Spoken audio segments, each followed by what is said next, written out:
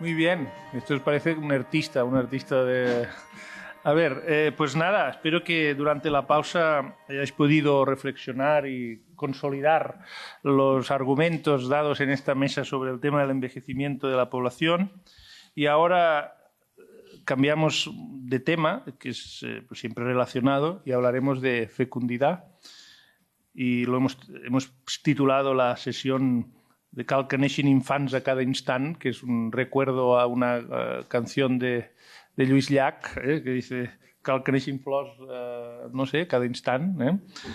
Y ahora pues aquí tendremos el privilegio de escuchar a Clara Cortina, que es demógrafa, y nos hablará de las razones por las cuales tenemos los hijos que tenemos, y después el doctor Barri, que ya ha anticipado un poco los temas que tratará sobre la reproducción y los problemas, y etcétera. Yo sin nada más, ya 20 minutos, Clara, gracias.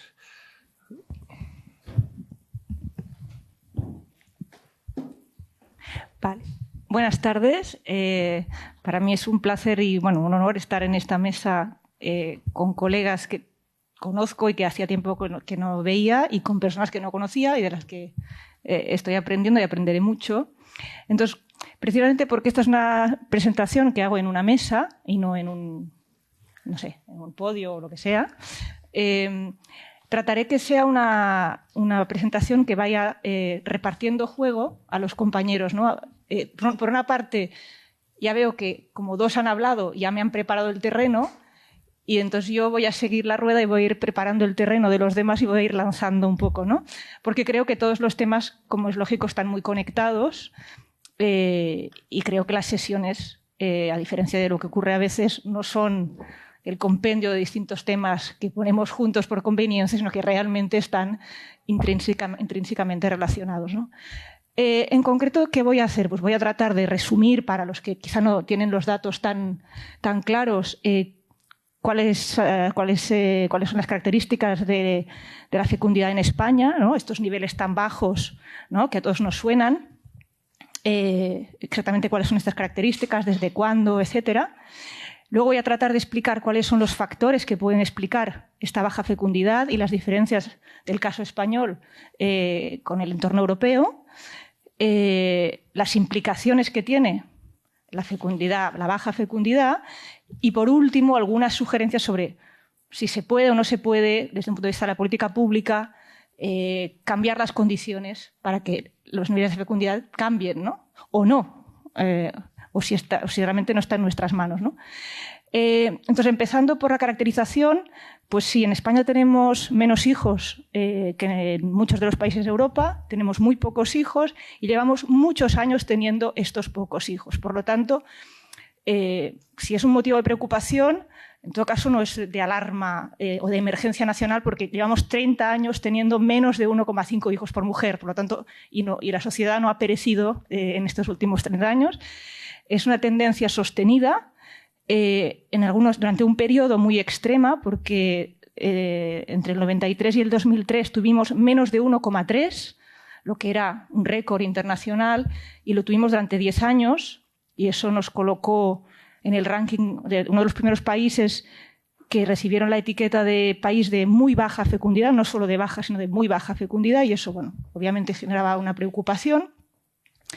El mínimo se alcanzó en el año 98, cuando tuvimos 1,1 hijos por mujer, o 1,15.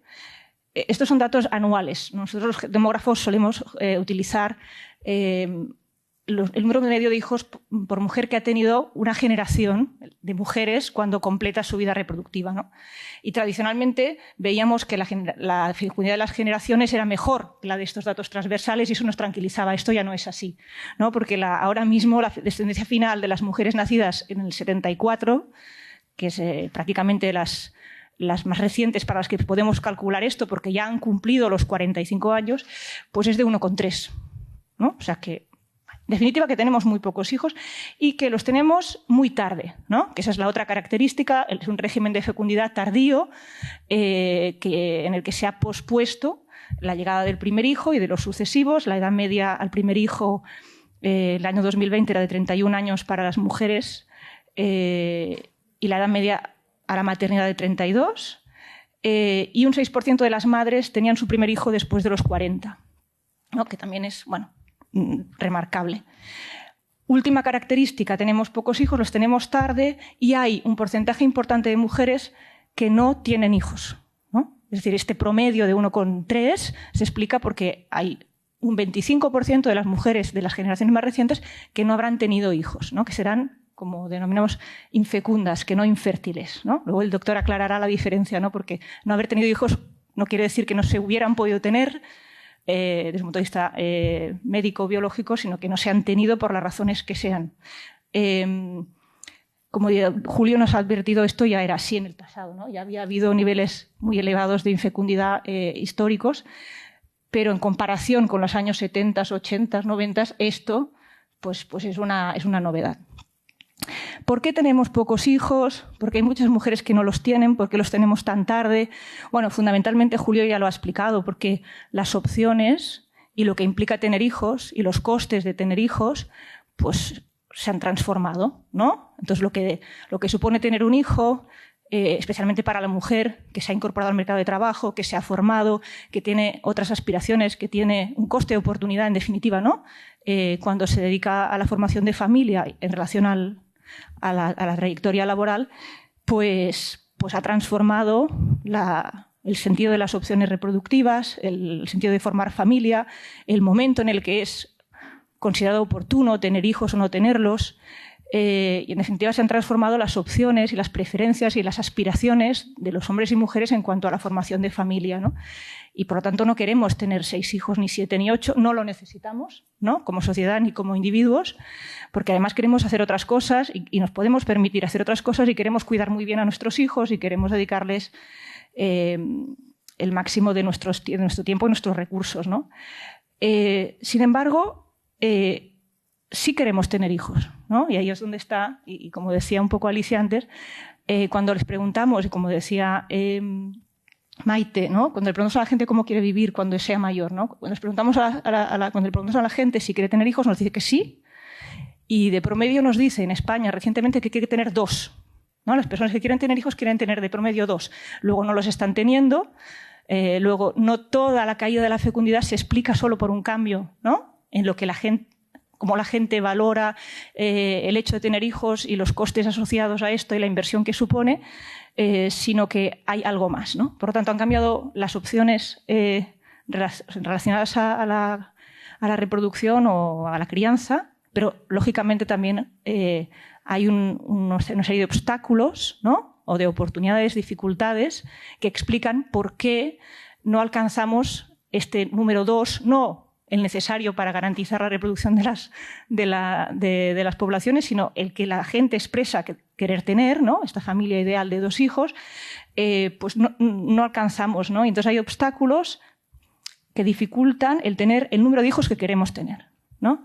Estos obstáculos son más que conocidos, pero tienen que ver sobre todo con la precariedad laboral, con la incertidumbre económica, con la dificultad de acceso a una vivienda, especialmente en edades jóvenes, lo cual se traduce en un retraso, ¿no? En el proceso de formación de familia, de formación de pareja y de llegada de los hijos. Y cuando ya se está en disposición de plantearse tener hijos, ¿no? Surgen otro tipo de obstáculos, que es que tener hijos es muy costoso, ¿no? Para las familias que lo deciden y especialmente para las mujeres que tienen hijos. Es costoso porque hay una penalización laboral, y se sabe más en el caso de la mujer, o claramente más en el caso de la mujer, porque la crianza recae sobre esta madre o sobre estas madres, porque hay una falta de apoyo público en términos comparados con otros países. Institucionalmente hay menos apoyo a las familias.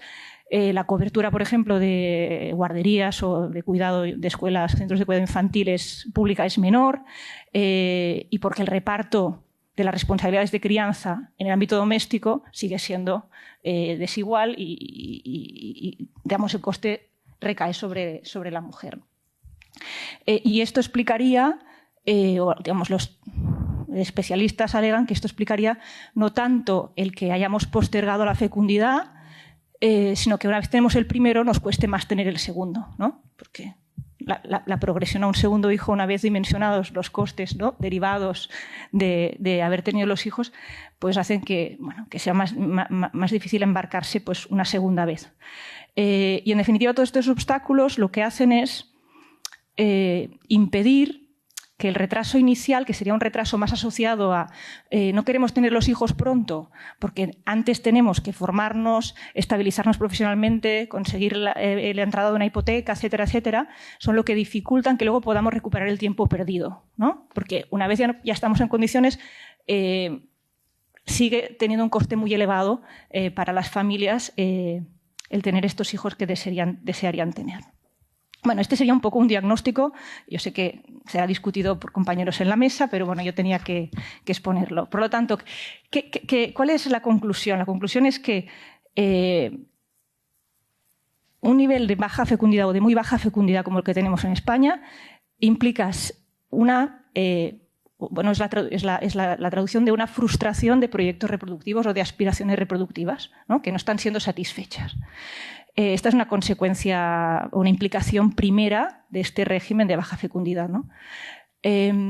Una segunda es, y ya se ha mencionado aquí, que una baja fecundidad tiene un impacto en el número de nacimientos, no solo porque el número de nacimientos depende de los hijos que tiene la gente y de cuánta gente hay en edad de tener hijos, ¿no?, pero evidentemente es uno de los componentes que explica la caída en el número de nacimientos y, por lo tanto, sociedades con muy baja fecundidad son sociedades cuya estructura demográfica está cambiando, ¿no? Las llamaremos envejecidas o no, pero son sociedades en las que el peso relativo de los niños es menor que antes, ¿no? Entonces eso, bueno, tiene implicaciones que también serán discutidas, creo, mañana, ¿no?, en la sesión de Alicia Atzeray y Pepe Fernández. Y por último hay otra implicación que he obviado hasta ahora, que es que el hecho de que estemos retrasando tanto las decisiones reproductivas implica un incremento en las dificultades para concebir de forma natural. Entonces esto lo explicarán el doctor a continuación, pero como él mismo ha mencionado, los datos de los que disponemos los demógrafos, pero veo que son coincidentes, para 2018 nos indican que el 14% de las mujeres que en el 2018 en España decían haber querido concebir un hijo habían tenido dificultades para hacerlo de forma natural, ¿no? El 14%. Esto claramente tiene que ver con el hecho de que cuando lo intentan, cuando todas estas circunstancias que ellas consideraban necesarias para intentarlo se dan, pues ya tienen una edad en la que la concepción es más difícil, ¿no? La concepción o el nacimiento. Entonces, esto implica una creciente demanda de técnicas o de tratamientos de reproducción asistida, ¿no?, que pueden venir a ser una solución para estas mujeres que han retrasado la formación familiar y que acuden a la ciencia, ¿no?, y para conseguir estos embarazos. Esta demanda, que tiene este origen sociodemográfico del que acabo de hablar, se traduce realmente en un incremento de los tratamientos, ¿no? ¿Por qué? Porque esta demanda se da en un país en el que la legislación permite el acceso a estos tratamientos, financia, aunque no totalmente, estos tratamientos por la vía pública y porque además hay una creciente aceptación social del uso de estos tratamientos. No hay un estigma, digamos, como podía haberlo habido al inicio. De modo que, efectivamente, según también la misma encuesta de fecundidad de 2018, nosotros sabemos que las mujeres nacidas en los años 70, a finales de los 70, estas de las que os decía que el 25% no habrán tenido hijos, el 10% se han sometido a tratamientos de reproducción asistida. Lo cual me parece, bueno, remarcable y consustancial a un régimen de muy baja fecundidad y tardía como es el nuestro. La gran pregunta es si el hecho de que muchas mujeres acudan a la reproducción asistida tendrá un impacto en los niveles de fecundidad, ¿no?, y se permitirá de alguna forma compensar el hecho de que socialmente estamos retrasando mucho la formación de familia, pues bueno, pues que médicamente, ¿no? O por la vía de la ciencia, bueno, pues que se nos complete. Bueno, aquí es donde yo cederé la palabra, pero nuestros datos sugieren que solo parcialmente, ¿no? Que seguirá habiendo muchas mujeres que, a pesar de intentar la reproducción asistida, no conseguirán los hijos que deseaban tener, ¿no? Y de hecho, según los cálculos, puede parecer mucho, pero solo el 6% de los nacimientos en los años recientes en España resultan de un tratamiento, ¿no? Es decir, un 10% de mujeres recurren al tratamiento, pero solo un 6% de los nacimientos son producto de un tratamiento. En definitiva, y para que no me quede sin tiempo, tengo 5 minutos, bien. Sabemos que tenemos pocos hijos, que los tenemos tarde, que querríamos tener más, que la reproducción asistida existe ayuda, pero no lo soluciona todo. ¿De qué manera podemos mejorar las condiciones para que, bueno, estas aspiraciones reproductivas sean más fáciles de satisfacer? ¿De qué manera podemos ofrecer un marco más favorable para que, en lugar de tener 1,3 hijos, tengamos 1,6 o 1,7 o 1,8, que es exactamente la pregunta que nos habían formulado antes? Y este 0,5 de diferencia importa, ¿no? Como dirían en inglés, porque hace la diferencia entre que la gente consiga lo que quería, ¿no? O no, ¿no? Entonces no sabemos si esto es importante para las poblaciones y para las sociedades, eso se hablará luego. Probablemente esto no nos salve los estados de bienestar o los sistemas de pensiones, no lo sé, pero sí, indiscutiblemente, tiene importancia, porque para la gente es importante luego, pues yo creo que es de interés para la política pública el considerarlo, ¿no? Citando a un trabajo de compañeras demógrafas, Teresa Castro, Teresa Martín y colegas, ellas decían que si los costes de los hijos, ¿no? Han aumentado, ¿no? Si es más costoso para las familias tener hijos, pero es un beneficio para todos el que haya hijos y hijos bien cuidados, pues que es de lógica el redistribuir estos costes, ¿no? Y que estos costes no recaigan solo en las familias y no recaigan solo en las mujeres de estas familias, ¿no? Por lo tanto, cualquier política que vaya en la dirección de externalizar, por así decir, los costes, ¿no? O repartirlos mejor y hacer que las familias reciban institucionalmente apoyo en la crianza, especialmente en los primeros años, que las prestaciones por paternidad y maternidad sean más generosas, sean igualitarias y, por lo tanto, no impliquen que sea la mujer, ¿no? la que se aleja del mercado de trabajo en el momento de la llegada de los hijos, y que lo sea también el hombre, que el cuidado en escuelas infantiles sea universal y público. Todo debería contribuir, ¿no?, a mejorar, ¿no?, estos niveles de fecundidad y alcanzar estos proyectos reproductivos, ¿no? Por lo tanto, parecería que estas medidas de apoyo a la familia, pero no en un sentido tradicional o conservador, ¿no? El de no queremos que se usen medios anticonceptivos, no queremos aborto, etcétera, sino al revés, ¿no? A las que sí quieran tener hijos vamos a apoyarlas. Hablo en femenino, refiriéndome a las familias y no a las mujeres, que esa es la clave, ¿no? Sí podrían importar y sí podrían hacer una diferencia entre países que apoyan de manera efectiva y generosa a las familias y países que no, pero que esto solo no basta, ¿no? Y que estas políticas de apoyo a la familia no van a servir de nada si no hay también políticas sociales que de manera radical transformen el mercado de trabajo, transformen el acceso a la vivienda, ¿no? o transformen la economía, de manera que la incertidumbre económica, la precariedad laboral y el acceso a la vivienda, que son los que estructuralmente retrasan, ¿no? No hay mejoras también en este terreno. Por lo tanto, la receta, que no es mía desde luego, pero que es bastante consensuada, sería que tiene que haber políticas sociales radicales y políticas de apoyo bien dirigidas, ¿no? Probablemente no tanto de transferencia directa de tantos euros por hijo, pero sí de estos permisos parentales, políticas de flexibilidad laboral, siempre orientada a que recaiga tanto en el padre como en la madre, para que las madres, digamos, pues les dé menos pereza el tener que asumir ellas los costes de una trayectoria laboral interrumpida por la llegada de los hijos, ¿no? Creo que es todo. He repartido bastante solo a Andreu y a Blanca, casi no les he mandado nada, pero se pueden dar por aludidos en lo que les interese.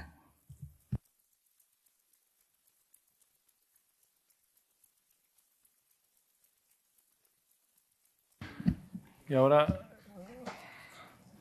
doctor Pere Barri, ¿se puede tener hijos a los 100 años o no?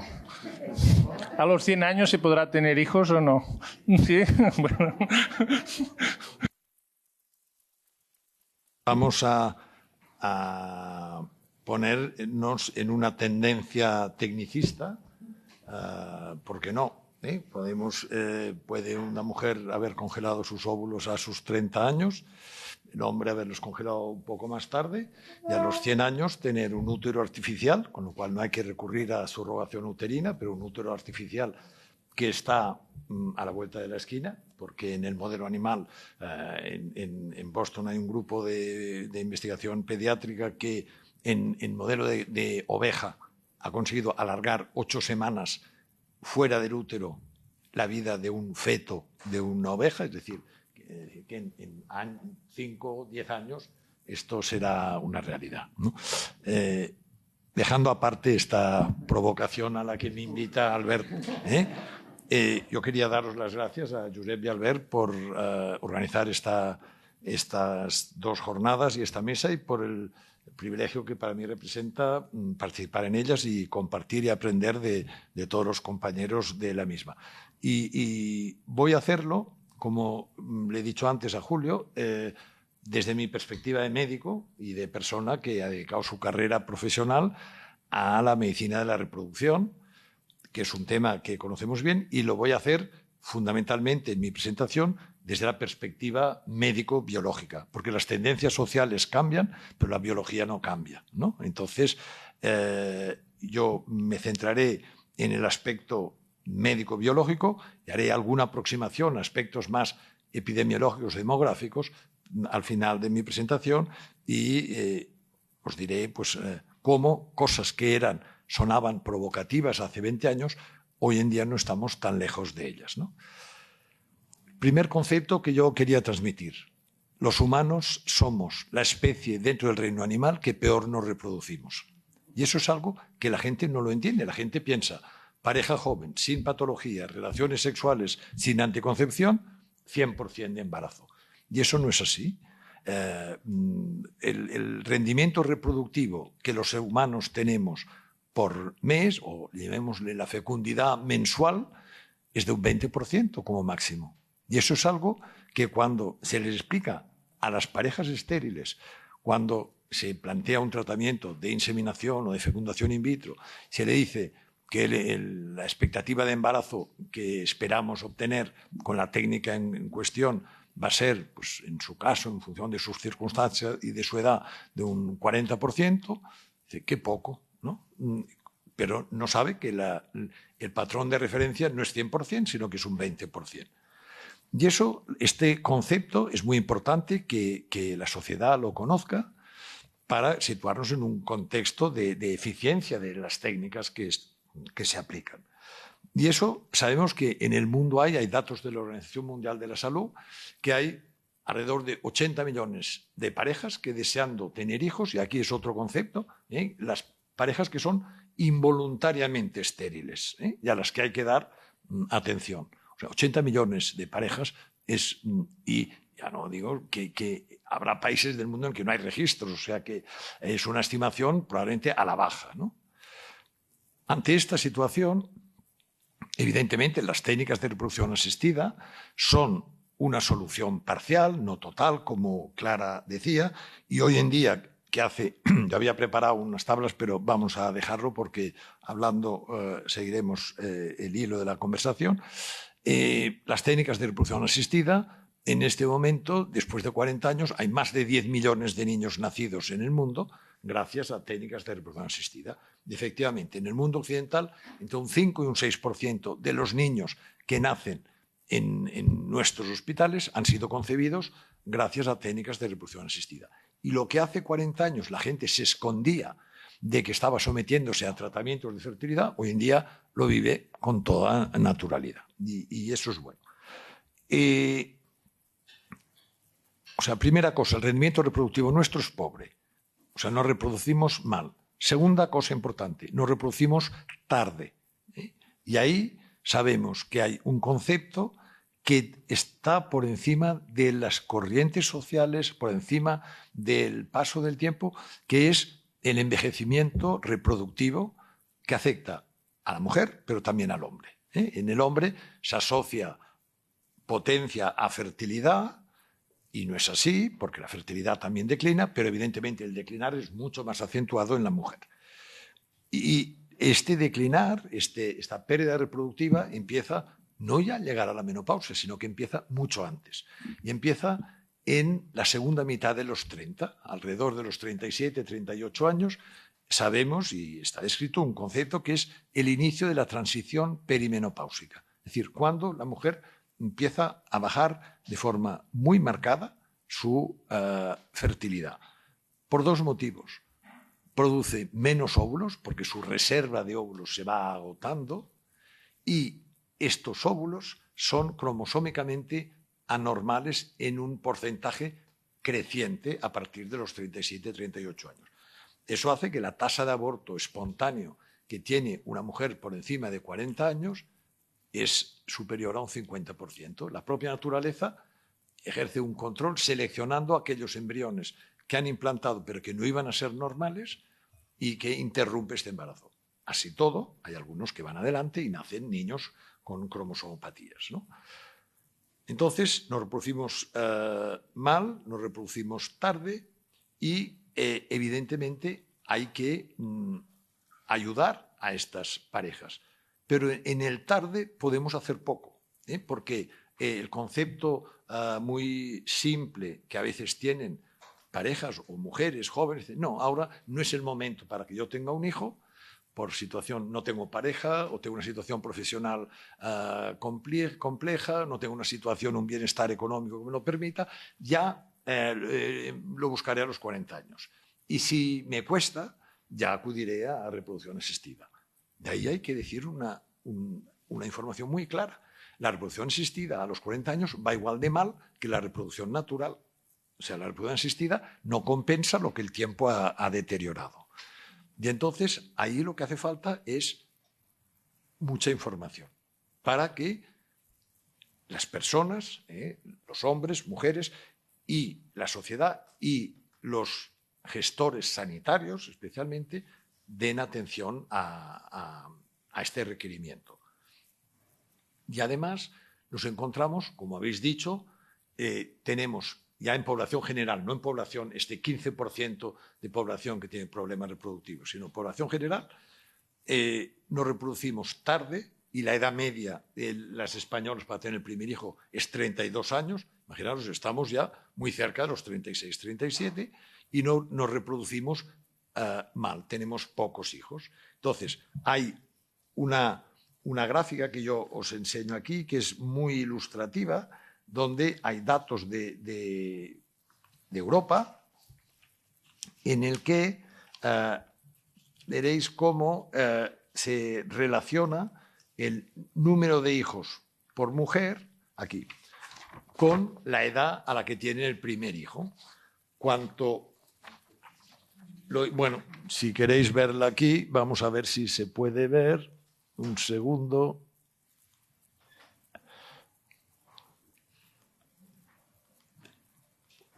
Aquí está. Aquí lo veis.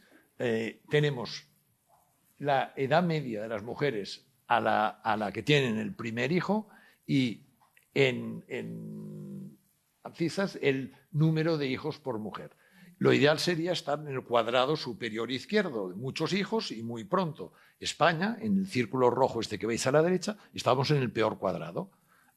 Pocos hijos y tarde, ¿no? Y eso es una realidad. ¿Por qué se produce este retraso en la maternidad?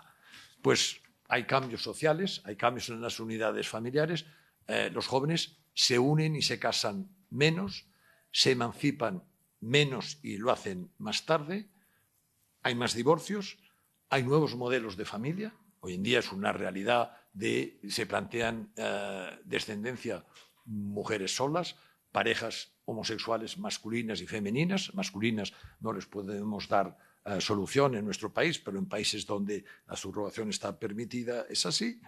Y luego hay cambios económicos, hay más precariedad, hay más desempleo, hay empleo inestable, más movilidad de los empleos y menos ayudas económicas. De ahí voy, España está en el top 5 de Europa en cuanto a menos emancipación, a edad más tardía para el primer hijo y menos hijos. Pero también está en el top 5, no, en el top más bajo de las ayudas que se dan a la familia en función del porcentaje, por ejemplo, del PIB, comparado España con países escandinavos.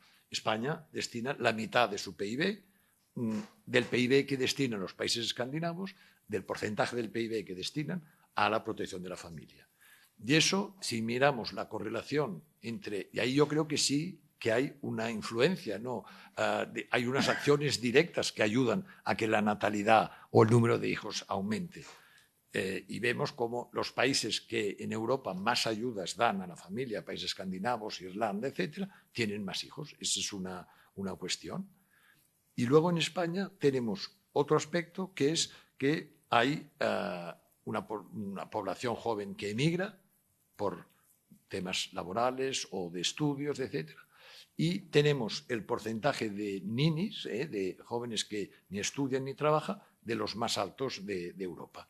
O sea, todo esto sería lo que un periodista diría es la tormenta perfecta para lo que los provocadores, que eso Julio te encantará, generan un suicidio demográfico. Que no me gusta la expresión, pero la he visto escrita o la he visto referenciada como tal, ¿no? Y probablemente no es este el contexto. Entonces, ¿cuál es, para entrar en la parte final de mi presentación? Vamos a ayudar a estas parejas. Yo creo que lo primero sería hacer prevención. Prevención sería primaria y secundaria. Primaria informando bien, informando que la reproducción asistida a los 40 años no le va a solucionar su problema. Informando, dando en lo posible, y eso es más teórico que real, pero facilitando las condiciones socioeconómicas para que las parejas tengan hijos antes.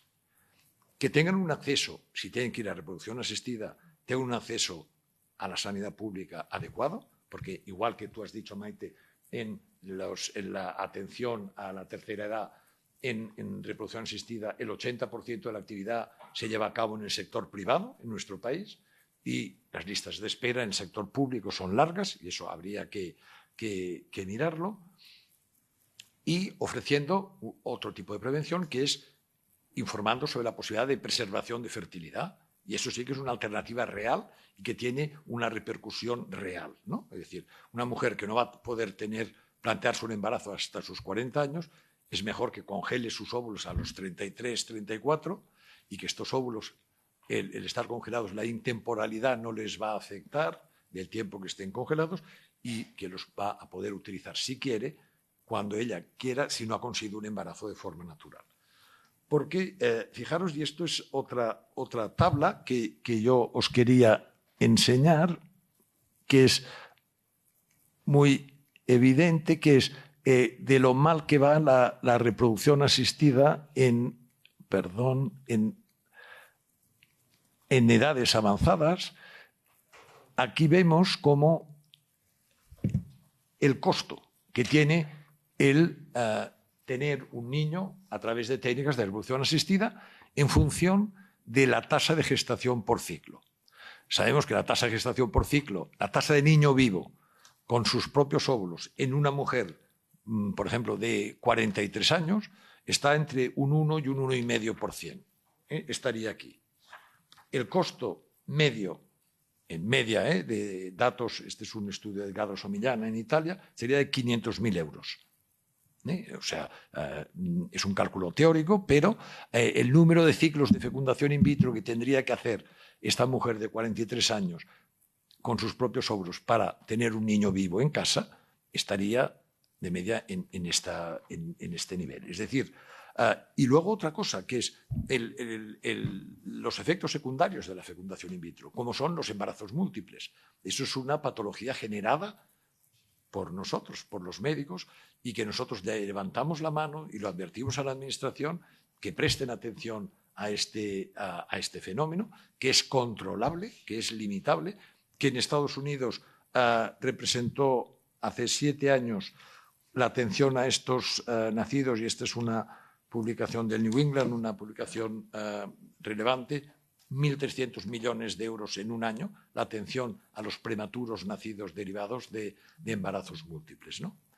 Es decir, tenemos mucho camino, mucho trabajo a hacer, y trabajo del que se va a ver los resultados de forma muy clara.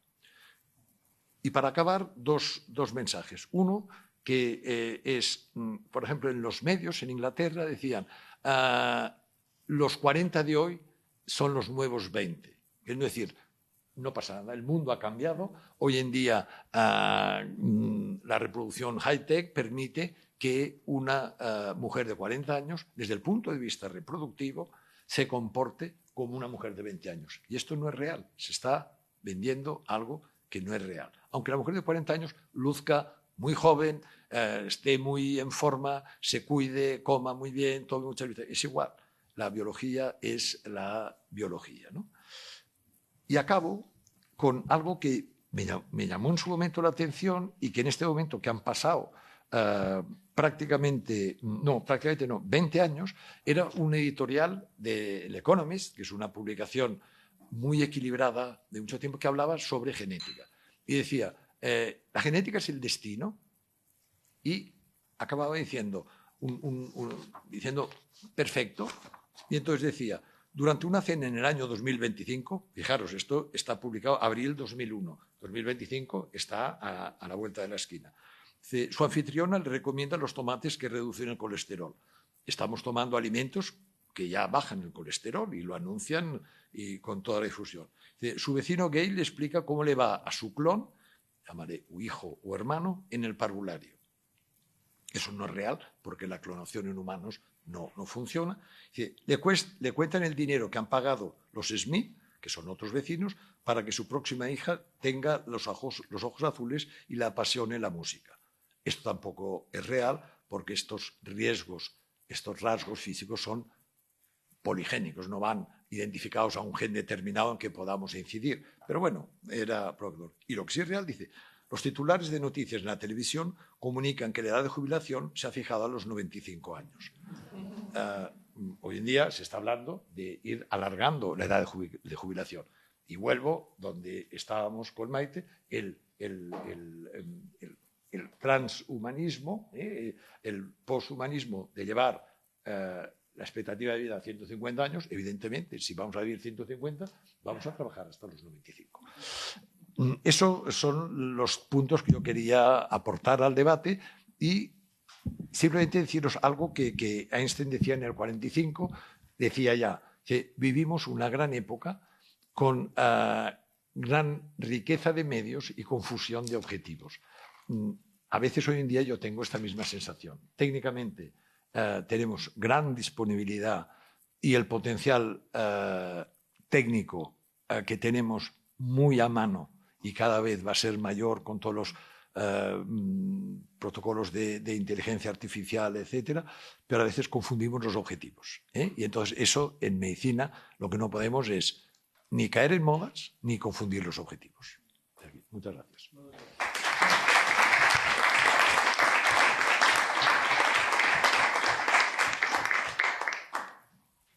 ¿Quién quiere empezar? No miro a nadie. Denme al temps, si no está tot. Seguro que es mérito tuyo, pero nunca ha ocurrido que las audiencias se ajusten tanto al tiempo. Nunca. La máscara y el micro. Desde un punto de vista histórico, Porque claro, es que hablamos de la máscara, perdón. Hablamos de macro o de grandes conceptos, como si fuesen independientes de la historia. Y he echado de menos alguna alusión a los cambios en las técnicas anticonceptivas, que han sido fundamentales en toda esta historia, porque hemos vivido varias revoluciones en este sentido. Hemos tenido unas generaciones, las del baby boom, por cierto, que empiezan a usar métodos anticonceptivos para limitar el número de hijos que tienen, es decir, empiezan teniendo los mismos, justo a los 9 meses de haberse casado nace el primero, al año nace el segundo y ya está. Y ya está porque ahí empiezan. Pero es que ha llegado la siguiente, que es la de la regulación de cuándo se tienen, no de cuántos. Y otra cosa, y no quiero ser yo el que protagonice el debate, pero este me parece un asunto importante para los dos. La otra es, si hablamos solo de fecundidad, aunque ha salido el tema de a qué edad se tienen los hijos, yo solo quería puntualizar una cosa. La natalidad, es decir, el número de nacimientos anuales que hay en una población, no es solo una función de la fecundidad. Es decir, no es solo una función de cuántos hijos por mujer se tienen.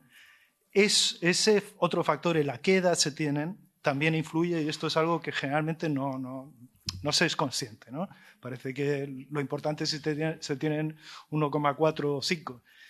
Pero la edad a la que se tienen los hijos cambia la natalidad. Cuando una población tiene los hijos pronto, y la siguiente generación también, y la siguiente también, cada año, cuando uno hace el corte de las distintas generaciones presentes, tiene un número de nacimientos más alto que si los hijos, con la misma cantidad por persona, se tienen muy tarde. Y en efecto, lo habéis comentado los dos, es que España es un país muy tardío en su fecundidad. Julio, tienes razón. Fíjate que en una de las tablas que yo tenía, el único aspecto positivo de retrasar la maternidad, yo decía, la revolución de los métodos anticonceptivos, permitiendo retrasarla con garantía médica y luego permitiendo separar sexualidad y fertilidad, que este es un logro del siglo pasado ya, pero que no podemos perder, evidentemente.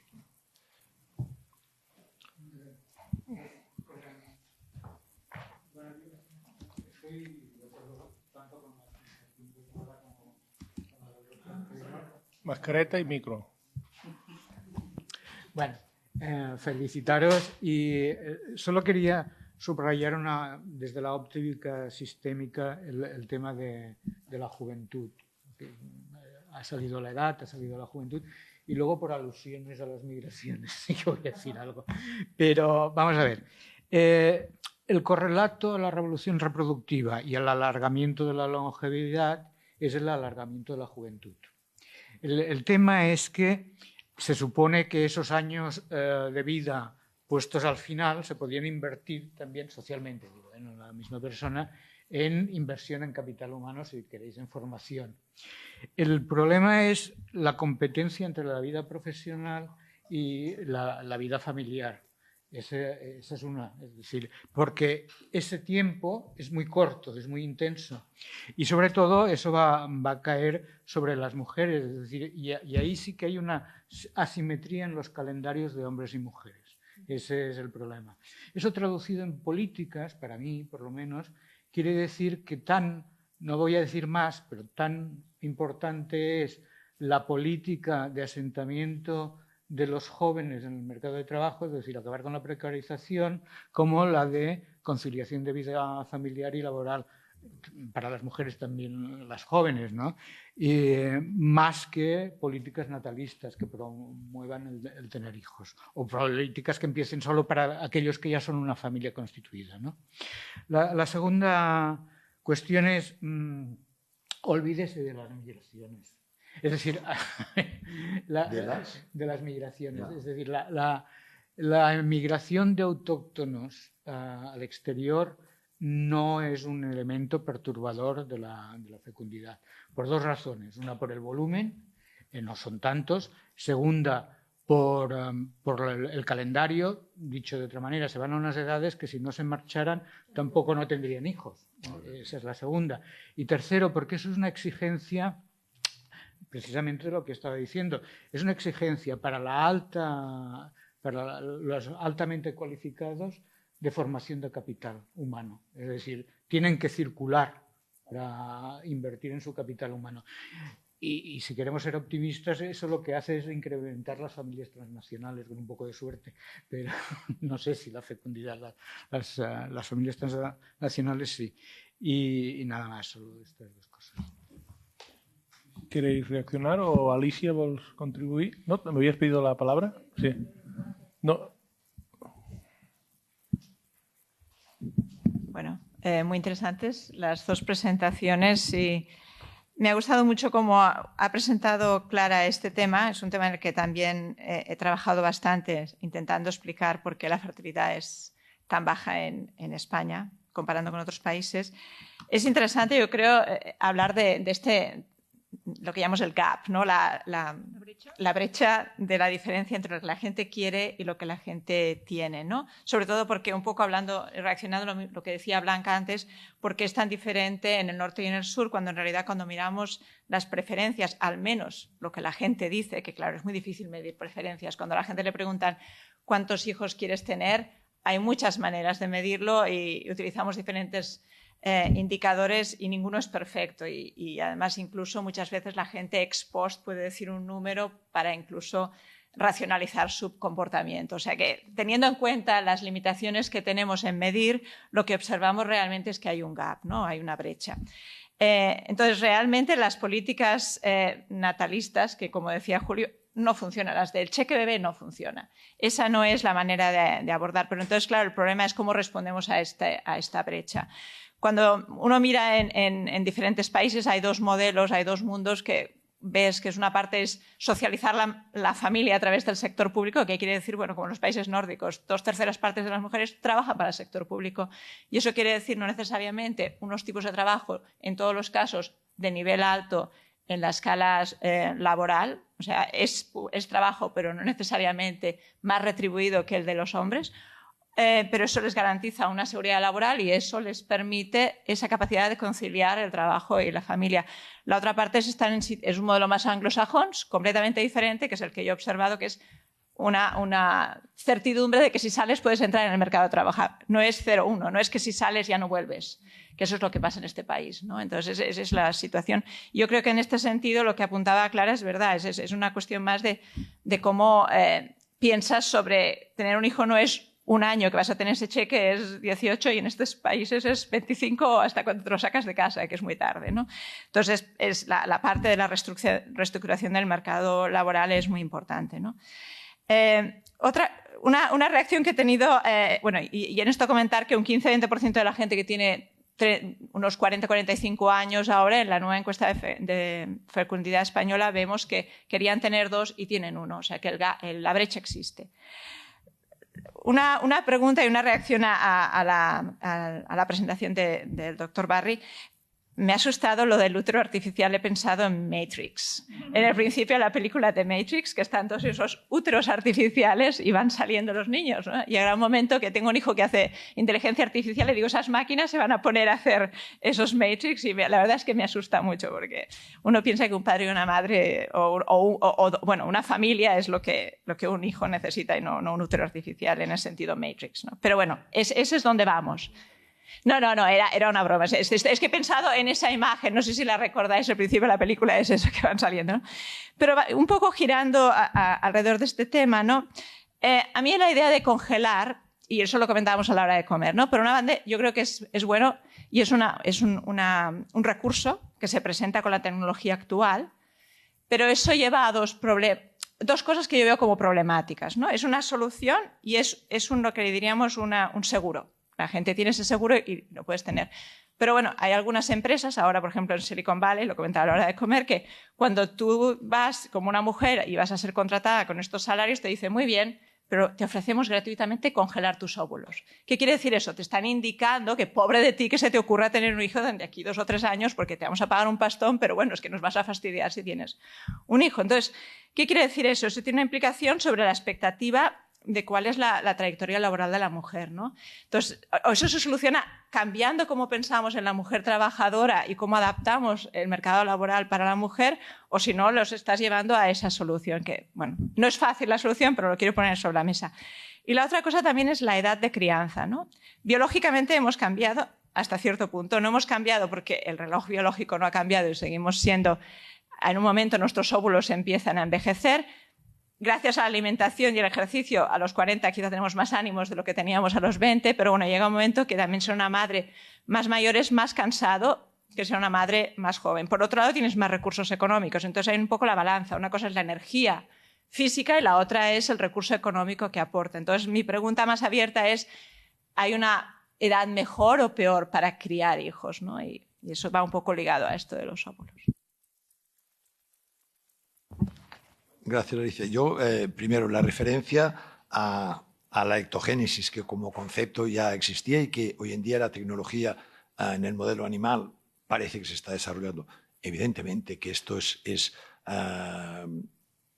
no es ciencia ficción, pero es algo que se sale por completo de lo que es una práctica clínica. Pero sí hay que decir que la alternativa que tienen hoy en día mujeres, por ejemplo, que han nacido sin útero, o que este útero se les ha extirpado por un tumor y que hoy en día solo tienen recurso a la subrogación uterina en países donde la ley del país lo permite, con las implicaciones éticas que eso puede comportar. Evidentemente, si el útero artificial fuera una alternativa eficaz y segura, tendríamos que tener un debate muy profundo acerca de la utilización de esta tecnología.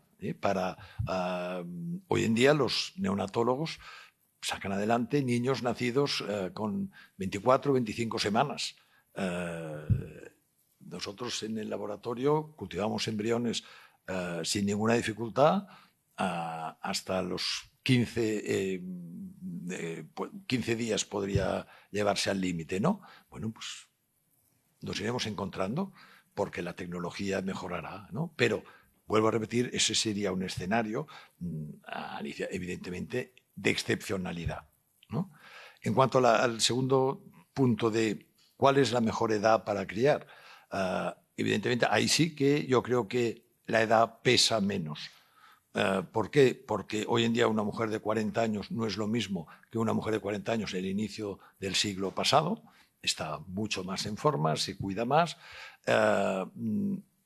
Muchas abuelas han criado hoy nietos de forma maravillosa desde el punto de vista físico y desde el punto de vista afectivo. Entonces yo ahí no le veo, así como hay un límite biológico para tener un hijo con sus propios óvulos, yo no veo que haya un límite biológico para que la mujer no pueda cuidar y tirar adelante un hijo. ¿Sí?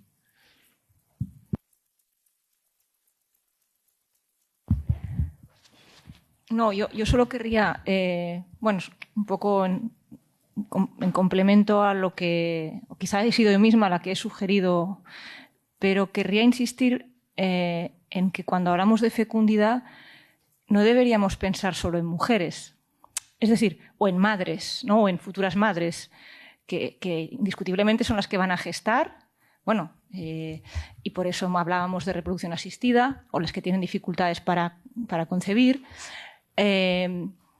Pero yo sí creo que aquí lo fundamental, en sociedades desarrolladas como las nuestras, donde se produce una revolución, ¿no?, de género, digamos, del papel que la mujer tiene en la sociedad, en parte el hecho de que tengamos pocos hijos tiene que ver en que no hemos alcanzado una igualdad de género plena, ¿no?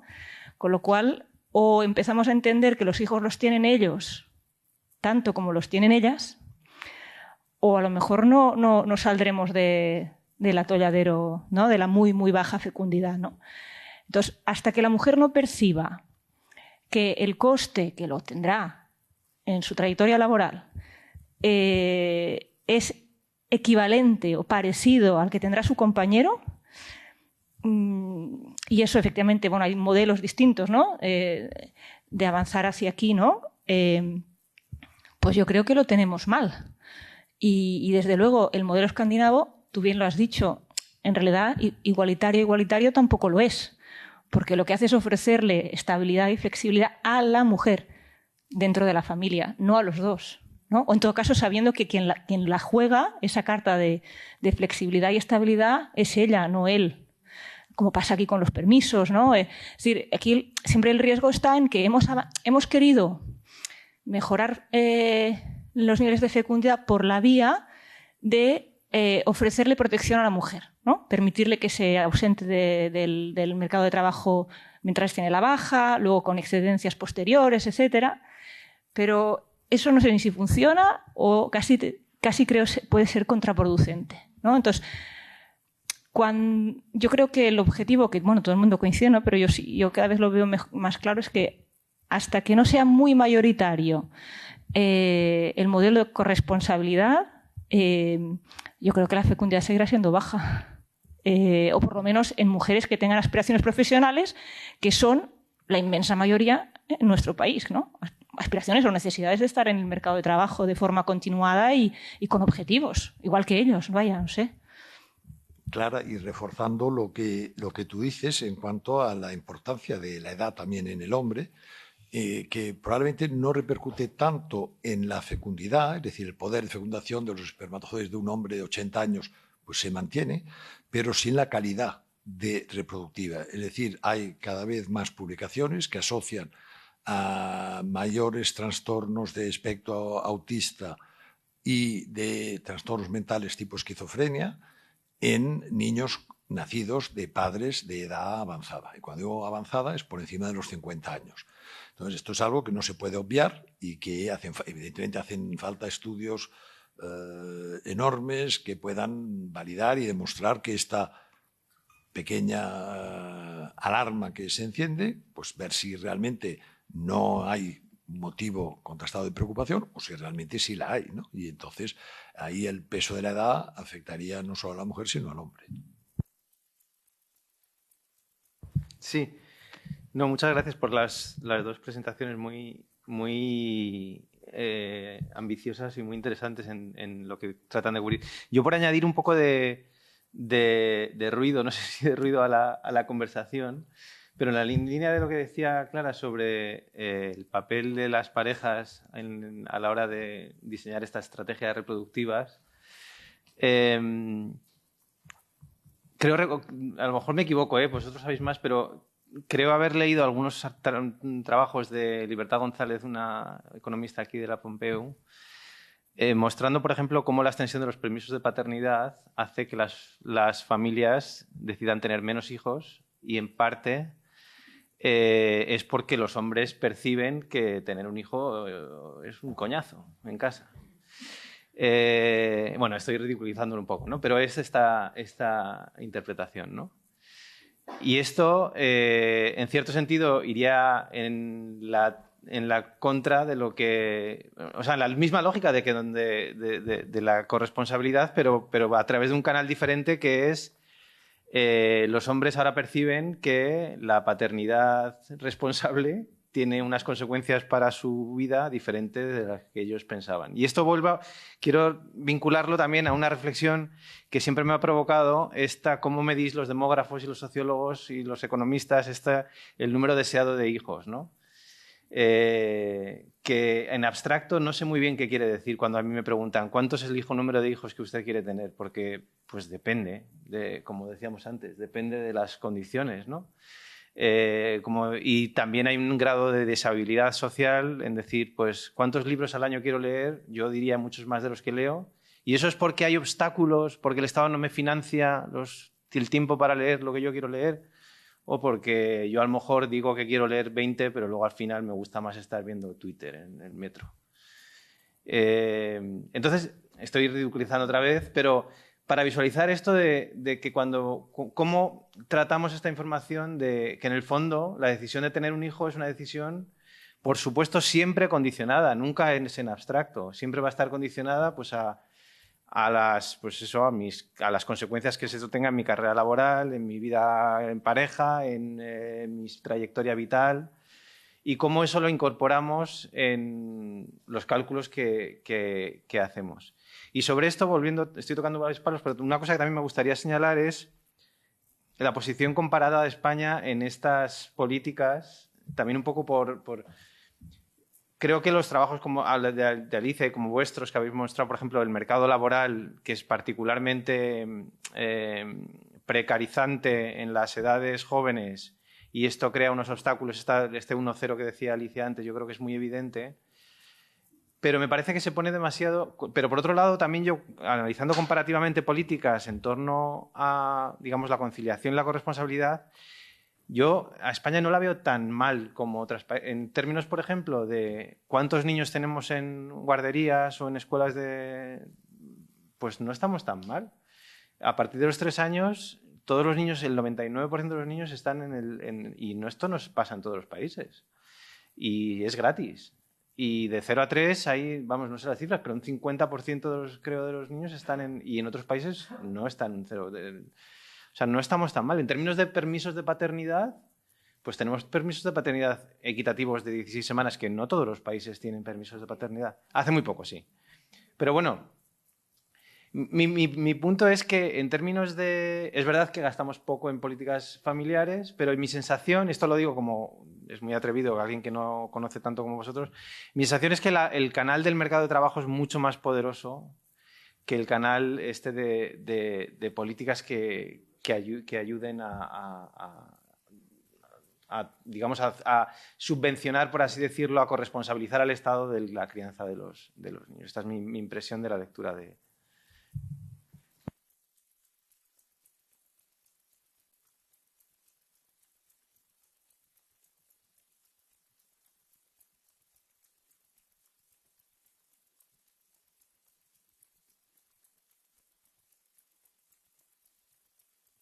En esta provocación que tú estás planteando, pensaba qué papel puede tener esta altísima exigencia de la crianza a día de hoy, ¿no? Que estábamos comentando también un poco en la comida, ¿no? Es decir, que en este momento educar a un niño y criar a un niño es una tarea que ocupa un tiempo, ocupa todo, ¿no? Ocupa toda la vida, ¿no? Hasta tal punto que, por ejemplo, el papel de los abuelos cuidadores, por volver a lo mío, ¿no? En este momento diría que se está poniendo bastante en cuestión, cosa que no se ha hecho en otros momentos. Quiero decir que los abuelos que están muy dispuestos a cuidar a los nietos se encuentran con enormes limitaciones por las imposiciones de la crianza en un montón de hábitos y costumbres exigidos actualmente para ser un buen padre o madre. Yo, claro, debe ser que estoy en edad de ser abuela, entonces me quedo con la boca abierta, francamente, porque me he encontrado a gente que ha tenido que decir a sus hijos, perdona, pero mirad, aquí tenéis, sois 3 hermanos, se han criado divinamente, no les ha pasado a nadie, entonces, ¿por qué tú no dejas que yo cuide a tu hijo de 5 a 8, porque tú tienes que trabajar, ¿no? Quiero decir que esto se está generando una cultura de una súper exigencia elitista también una vez más y de excepcionalidad en lo que es el cuidado de los niños, que tiene, hombre, yo creo que tiene una faceta amplia de cierta naturalidad y sobre todo de conducta cabal, ¿no? Y los abuelos son cuidadores, ¿no? Pues digo si esto podría tener también alguna influencia. Sí, yo en el programa consto como socióloga, pero de origen soy antropóloga. Así que haré la pregunta en esta dirección. Porque cuando hablamos o intentamos explicar esa diferencia de décimas, que si lo miramos desde una perspectiva histórica puede parecer poco relevante, pero comparativa entre países lo es, sobre todo en términos de lo que explicaba Clara, ¿no? De la deseabilidad no cumplida. Siempre hablamos de la diferencia en las políticas sociales. Perdoneu. Siempre hablamos de la diferencia en las políticas sociales, de un tipo o de otro, pero pocas veces hablamos de las diferencias culturales. Y podemos pensar que Europa es una y que somos todos, en términos demográficos, seguramente el comportamiento es similar, sobre todo si lo comparamos con África. Pero las diferencias culturales que tienen que ver en cómo percibimos qué quiere decir tener hijos, qué es ser buena madre, qué es ser abuelos o qué es no serlo, todo esto difiere sustancialmente. Yo tengo media vida en Holanda y la manera como se percibe el tener hijos en Holanda es muy distinta. Y sobre todo, yo diría, la manera como se percibe qué es ser buena madre en Holanda es radicalmente distinta. Obviamente ahí deberíamos distinguir entre clases sociales, pero en la misma clase social en los dos países se percibe de una manera muy distinta. Y de ahí, por ejemplo, el tema de las guarderías, que es otra cuestión. No sé cómo se llama a guardería en los términos de ahora, ¿no? En catalán es escola bressol, para no decir un término que ya es de antes y no toca, ¿no? Puesto que no los llevamos para que los guarden. Pero bueno, jardín de infancia. Escuela infantil, exacto. Pues ahí hay escuelas infantiles. Es verdad que si tienes un buen sueldo las tienes que pagar y te puede costar 1.000 euros por niño. Pero también es verdad que la mayoría de madres no están dispuestas a llevar a sus hijos más que 2 o 3 días. Y no solo porque ellas no lo deseen, sino porque como madre, llevar a tu hijo más de 2 o 3 días al jardín de infancia es muy mal visto. Entonces yo me pregunto, claro, como demógrafos y como politólogos, yo también soy politóloga a posteriori, claro, nos fijamos en las políticas y en el papel, como decías tú, del Estado, ¿no? Pero es que más allá del papel del Estado hay esa parte cultural, que es una cultura además que nos fija, sino que va cambiando. Ese ser buena madre en Holanda es algo relativamente reciente, ¿no? Que tiene que ver con esta hipermaternidad, hiperpaternidad, ¿no? Pero bueno, ahí es más hipermaternidad que hiper, porque ellos nos reducen la jornada laboral a 3 días la semana, con todo lo que esto implica. Entonces, quería preguntaros en esta dirección, ¿qué papel creéis que tiene? Yo quería responderos, bueno, no sé si todo, pero algunas cosas, ¿no? La primera, perdón, porque tengo un pendiente incompatible con mascarilla y no me había dado cuenta. La primera es una respuesta a la pregunta que formulaba Pepe. Es decir, somos capaces de... ¿en qué medida los deseos, ¿no? El deseo de tener hijos se produce o no en un marco determinado de opciones, ¿no? Y de incentivos y de costes, ¿no? ¿O no? Pues sí, indiscutiblemente sí, ¿no? Las decisiones las tomamos en función de las opciones que tenemos, de lo que calibramos, de lo que no son abstractos en un marco. Entonces, yo creo que todo lo que contribuye a que este marco cambie, sí potencialmente puede cambiar los comportamientos o el número de hijos que acabas teniendo, ¿no? Habrá cambios menores y habrá cambios sustanciales, pero yo sí creo que el marco importa, ¿no? Y en este marco podemos incorporar también cuestiones de construcción social del rol, ¿no? De maternal o de maternidad o de paternidad. Y a mí me parece que este es un tema que a mí me preocupa desde hace mucho, que es el tema de la maternidad intensiva o de la figura de una madre que se autoexige, ¿no? Extraordinariamente por encima de sus posibilidades en realidad, y que la veo o la pensaba hoy como una derivada última de lo que nos ha contado Julio, ¿no? Es decir, nos ha contado algo que es muy bonito, que es cómo como sociedad hemos podido permitirnos el cuidar mejor a nuestros hijos, esto en una visión histórica de largo recorrido, y eso es positivo y yo creo que nadie, ¿no? En eso nadie te puede discutir esto, que es un logro que como sociedades podamos cuidar mejor a nuestros hijos, bueno, cuidar mejor en general y también a nuestros hijos, pero a lo mejor se nos ha ido un poco la de esta y ahora no es que los queramos cuidar mejor, es que los queremos cuidar, bueno, no sé, archimejor, o sea, algo que está fuera de nuestro alcance verdaderamente. Bueno, eso también, claro, a costa de nuestra propia salud, que eso también sale, pero sobre todo, y ese es el gran tema, es que mientras que el primer proceso histórico de podemos permitirnos cuidar mejor a nuestros hijos vino asociado, aparejado o vehiculado a través de la emancipación de la mujer, ¿no? O, en fin, de que la mujer tuviera menos carga familiar y, por lo tanto, fuera más libre en su toma de decisiones, etc. Esta otra deriva de ahora va en el sentido contrario. Es totalmente tradicionalizadora del rol de la mujer, que opta por salirse del mercado para cuidar bien. Y eso, vamos, yo lo percibo extraordinariamente a mi alrededor. Aquí ya no estoy hablando tanto como demógrafa, pero sí hay estudios, ¿no? Más cualitativos sobre cómo está cambiando. Claro, a lo mejor ante esta deriva, por mucho que nosotros aboguemos por la corresponsabilidad y el papel del hombre, a lo mejor es que esta va a ser rechazada, ¿no? Por esta madre que se construye sobre sí misma y que, no lo sé, pero bueno, es un tema efectivamente que aquí está interfiriendo. Y que no sé si en términos como lo que nos ocupa hoy, que es la fecundidad, ¿esta hipermaternidad va asociada a más fecundidad o menos? Pues ya ni lo sé. Es una buena pregunta, no sé. Bueno.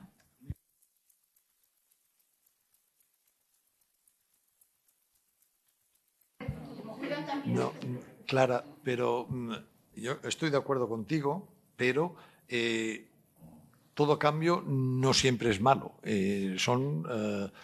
Hay que adaptarse a situaciones nuevas, ¿no? Entonces, este peligro de hipermaternidad, que yo creo que es castrador, la situación es castradora, evidentemente, para la mujer, y es educacional también, porque hay que explicarle que el niño va a desarrollarse igual de bien si le da, por ejemplo, físicamente el pecho 6 meses, es más que suficiente para que le aporte la inmunología de la madre, y darle el pecho a los 4 años o tener al niño durmiendo en la cama a los 5 años, yo creo que probablemente no es beneficioso, ¿eh?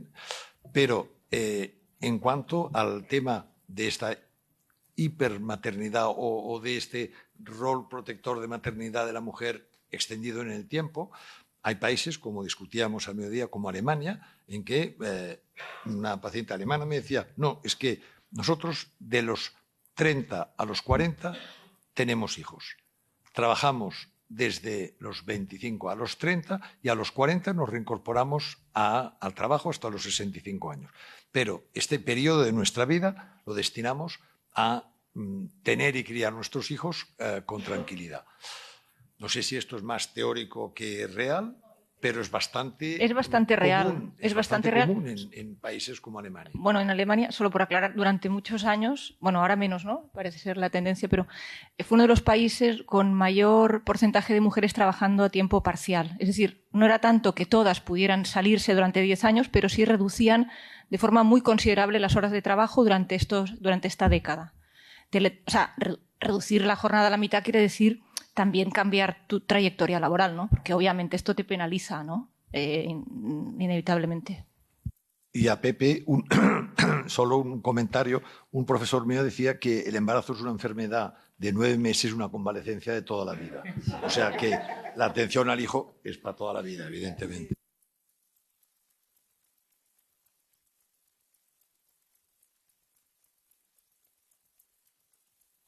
Preguntas, en fin, aprovechando la información que vosotros tenéis y que yo no tengo. Bueno, la primera en parte empalma con lo que ha planteado Blanca antes, que es, en fin, me choca cada vez que veo que España e Italia son los dos países europeos que van más cerca en estas tasas de natalidad y de retraso en la emancipación, ¿no? Es inevitable pensar que alguna cosa tiene sobre ello el peso de la moral y de la doctrina católica y de las sociedades, de las instituciones católicas en estos dos países. Me parece que tiene que tener algún peso.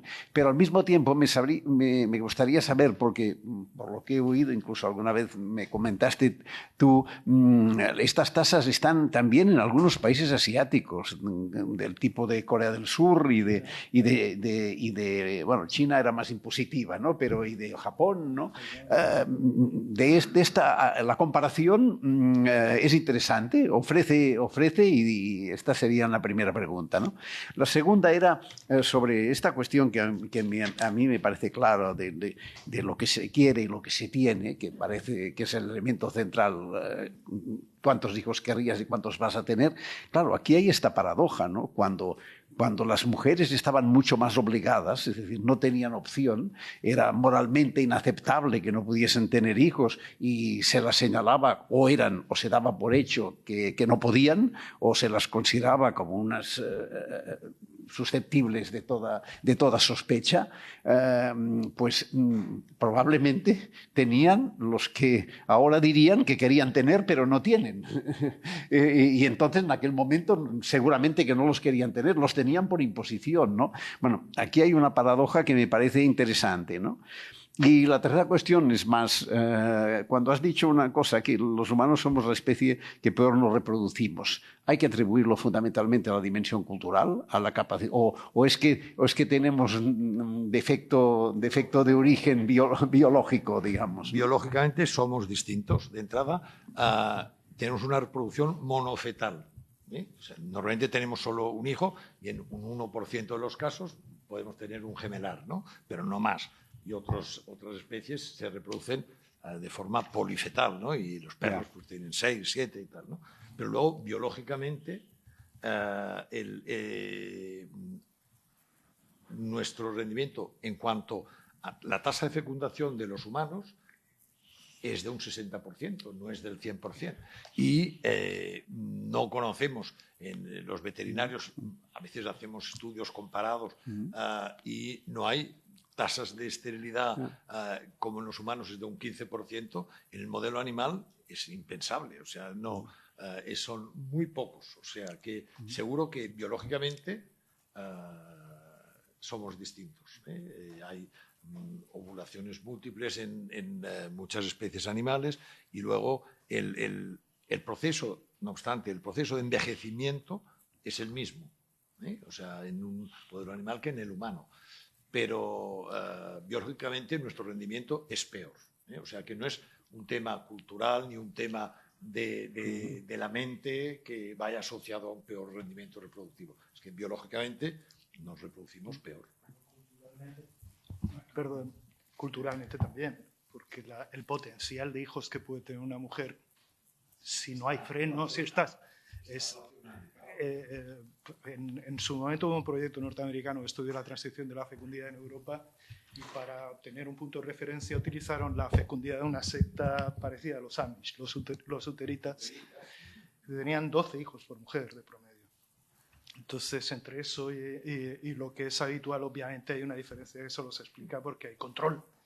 Y el control hoy en día lo podemos explicar por anticonceptivos, pero antes de los años 60 no era por anticonceptivos.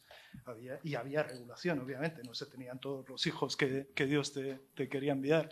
Y la regulación era social, era quién se casa y a qué edad se casa. El matrimonio era muy tardío y había muchas personas, sobre todo muchas mujeres, la soltería femenina era realmente bastante alta, y muchísimas mujeres que no se podían casar, porque todo eso estaba regulado socialmente por sus familias, o sea, no eran las mujeres las que decidían con quién se casaban siquiera, y mucho menos a qué edad. Esto lo decidía otra gente por ellas, ¿no? Esto ha cambiado mucho también, pero sí hay un factor de conducta social y de costumbres y yo diría incluso de civilización y progreso y muchas otras cosas, vamos. Es evidente y... Fijaros cómo la influencia cultural en temas de reproducción juega un papel importante. Hoy en día la medicina de la reproducción es, en el ámbito de la medicina, probablemente una de las disciplinas que en los últimos 50 años más ha evolucionado. Porque hemos podido estudiar cosas directamente en el laboratorio que antes era imposible. Lo veíamos en dibujos, en los libros de texto y nada más, ¿no? Aquí en Cataluña, antes la medicina de la reproducción era alquimia pura, era curanderismo. En Cataluña tenemos un histórico al que hay que hacer mención, que es el santuario de Núria. Las parejas estériles, clásicamente, se les mandaba a Núria. En el santuario de Núria hay un confesionario con una olla de cobre en la que la mujer estéril iba y metía la cabeza. Y el marido tocaba una campana tantas veces como hijos quería tener. No, esto es real, tengo una diapositiva, siento no haberla traído, pero se ve y eso es así, o sea, era curanderismo puro, porque ya me dirás tú qué efecto podía tener esto en cuanto al rendimiento, a la eficacia, ¿no? Yo, como estamos ya llegando al final, quería hacer una pregunta a los dos. Es porque todavía hay gente que quiere tener alguno de hijo. Es decir, ¿qué hace que... ¿Cuál es la razón que la gente acuda 40 años sin hijos y inviertan todo este dinero y y muchas veces, aunque has dicho que es un proceso natural, es un proceso muchas veces muy frustrante, ¿no?, para las mujeres, porque no se quedan a la primera y tal. ¿Qué les empuja o qué empuja todavía a la gente a tener hijos? Una parte puede ser cultural, pero yo creo que hay un sentimiento muy real y muy ancestral y muy humano de tener hijos. Las parejas que no tienen hijos lo viven mal. Ya no es un tema cultural, que lo era, recordar todo, cómo se estigmatizaba a la mujer que no tenía hijos, ¿no? Hoy en día esta presión social yo creo que es menor. Pero el sentimiento, la forma como lo vive la pareja que tiene un problema de reproducción, de verdad, y nosotros que lo vivimos en nuestra actividad clínica diaria, es muy fuerte. O sea, no es un deseo de capricho, no es una cuestión de socialmente lo normal es que una pareja que vive juntos tenga hijos, pues yo si no tengo lo voy a vivir mal. No, yo creo que hay una voluntad, hay un sentimiento muy íntimo, muy profundo, tanto en el hombre como en la mujer, ¿eh? Y la prueba la tienes en que aquellas parejas que tienen que recurrir a donación de gametos, a donación de semen o a donación de óvulos, tienen, a pesar de que consiguen el embarazo y compensan su deseo de hijo, pero tienen un duelo genético que es muy profundo, ¿eh? Entonces, yo creo que el deseo de tener un hijo no es cultural, yo creo que es real, ¿eh? Bueno, la pregunta de por qué seguimos queriendo tener hijos va en la línea de, ¿no?, preguntas tipo las de Maite, ¿no?, ¿pero queremos vivir 100 años? ¿Queremos tener hijos? Yo no sé si es algo ancestral o instintivo, no tengo ni idea. Más bien pienso que, aunque lo sea, como siempre respondemos los sociólogos, habrá quizá una base instintiva, no lo sé, pero hay una construcción social clarísima, ¿no? Entonces, de lo que hemos estado hablando aquí es de cómo ha cambiado lo que significa tener hijos, ¿no? El cómo se vive la experiencia de tener hijos, los motivos por qué se tienen estos hijos. Yo creo que seguimos queriendo tener hijos porque es un acto de libertad, ¿no?, porque sabemos que los vamos a poder criar como queramos, porque criándolos también vamos a ser más... Bueno, es una decisión. Es decir, yo sí creo que son... que son proyectos que forman parte del proyecto individual, ¿no? Bueno, creo que tener hijos es cada vez más un proyecto individual y no solo familiar, o no es una decisión, a diferencia de estos, ¿no?, hijos que se tenían porque se tenían que tener. Ahora los hijos no se tienen porque se tengan que tener, sino porque se quieren tener, y en eso hay una afirmación de una voluntad. Es decir, que yo creo que las motivaciones quizá no son las mismas ahora que han sido siempre, o no para todos, y también finalizaría respondiendo algo de lo que he hablado poco, pero que sabemos también que ha aumentado el porcentaje de personas que no quieren tener hijos. Que eso es algo de lo que no hemos hablado. Hemos dicho, de media, las personas siguen queriendo tenerlos, siguen queriendo tener 2. Eso es una media. Pero también ha cambiado la norma social, y eso permite que muchas personas digan no quererlos tener, puedan no tenerlos y no por eso verse señaladas y no por eso sentir que sus vidas van a ser incompletas, ¿no? Por lo tanto, yo sí creo que seguimos queriendo tener hijos, pero no por los mismos motivos, ni con los mismos objetivos, ni por supuesto, por los mismos canales que los teníamos antes, y que las familias son muy diversas y que eso ha realimentado el deseo de tener hijos, ¿no? Pero que no es el mismo que había sido, ¿no?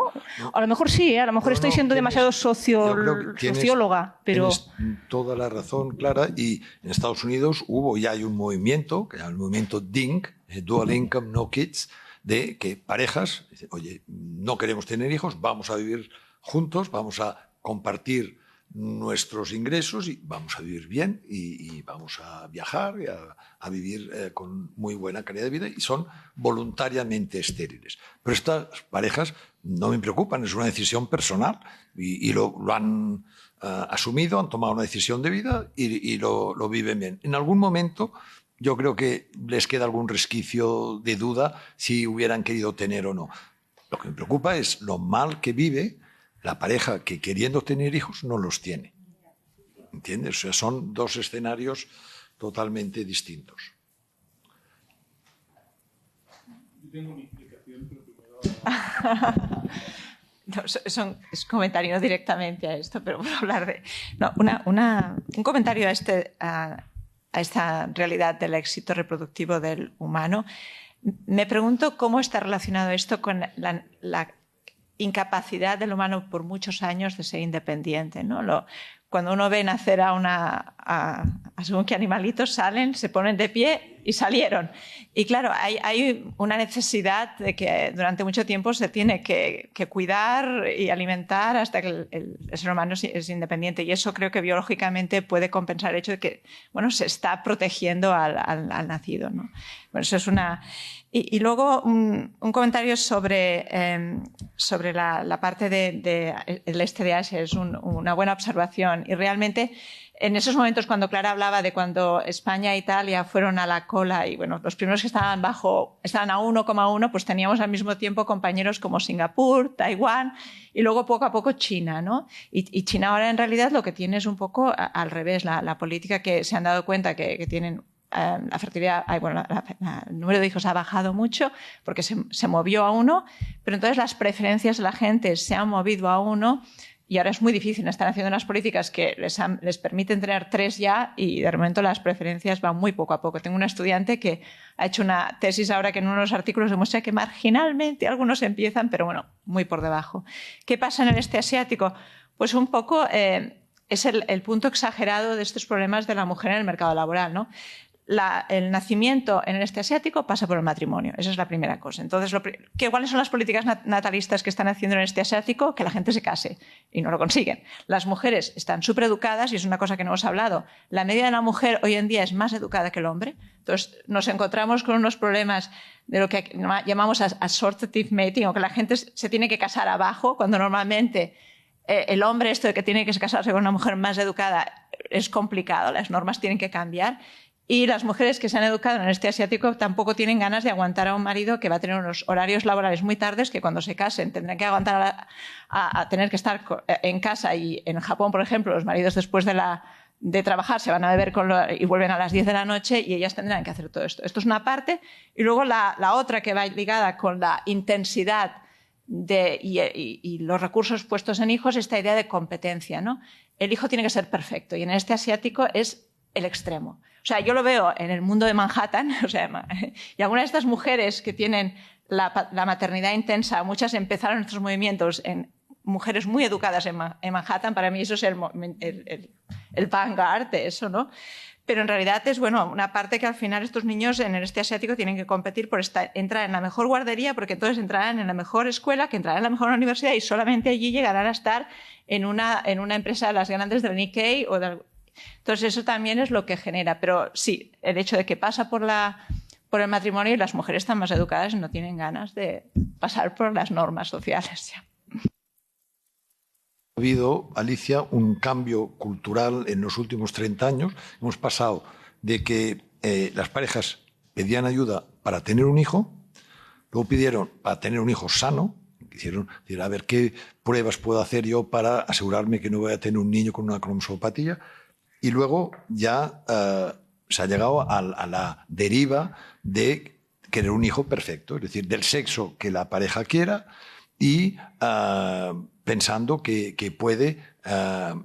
se puede actuar, que ya he dicho que no es así, sobre características futuras del niño que van a hacer, ¿no? O sea, es querer tener un hijo sano, y luego un hijo perfecto. Y va en la línea de lo que tú estás diciendo.